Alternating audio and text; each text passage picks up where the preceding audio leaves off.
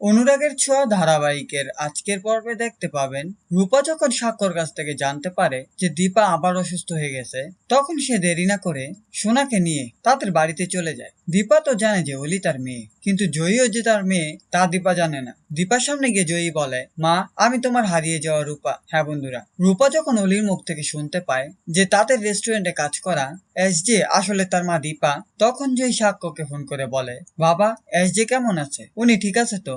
তখন সাক্ষ্য রূপাকে বলে, এসজে শরীরটা ঠিক নেই, উনি আবার অসুস্থ হয়ে গেছে। তখন শোনা সাক্ষ্যকে বলে, বাবা তুমি চিন্তা করো না, আমি আসলে উনি ঠিক হয়ে যাবে, আমি এক্ষুনি ওখানে আসছি। তারপর সোনা যখন ফোনটা রেখে দেয়, সাক্ষ্যদীপ বলে, জয়ী আসলে এসজে সুস্থ হয়ে যাবে মানে?